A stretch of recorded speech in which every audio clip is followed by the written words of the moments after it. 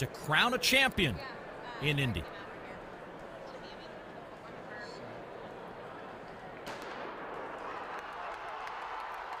From the inside, Purdue, Iowa, USC, and Penn State. Let's watch this one unfold. Penn State out early and quick.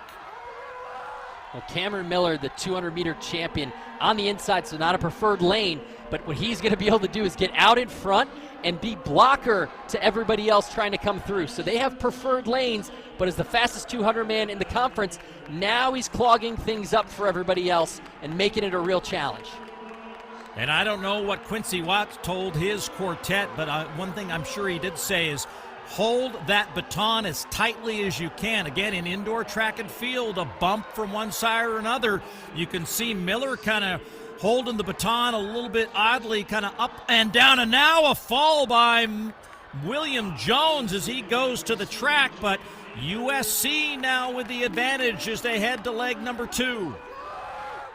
And USC just doing everything they could to get the baton off, and Jones fortunately got that baton off before he hit the ground. But Iowa, Isaac Lewis, and Purdue, Wyszykowski, not gonna let USC out of their sights just yet. Penn State looks like they're out of it for now, as USC has the lead coming into the second of 3 exchanges here, as Nathan Cumberbatch will take the baton for the Trojans.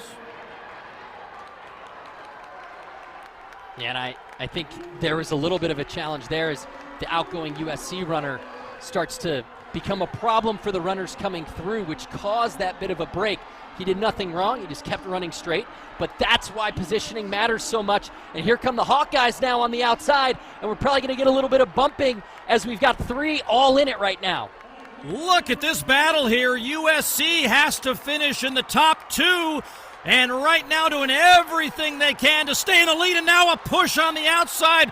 Oh my goodness, we're going to have all kinds of reviews on this race no matter what after that exchange into the final exchange, as Purdue has the lead, USC and Iowa. Well, Iowa's Zidane Brown is going to see what he can do to claw back in, but Antoine Spencer of Purdue got a huge lead. Purdue just took advantage of a door that opened on the inside and just pushed their way through. And based on what we've seen earlier, I'm not really sure if they're going to say that's okay, but they've got to finish the race and everyone's got to get through. All USC can think about is winning or finishing second.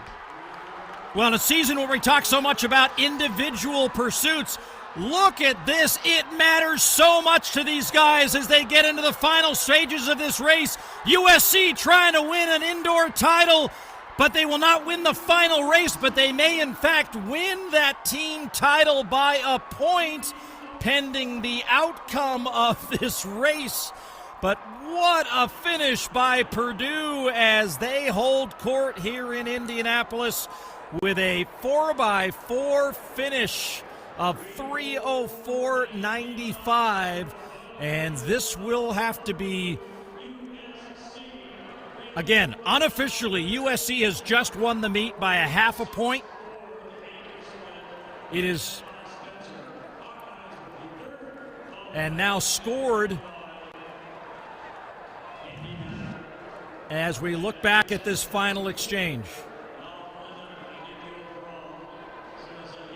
There's that first one where USC went down, but they got it off cleanly.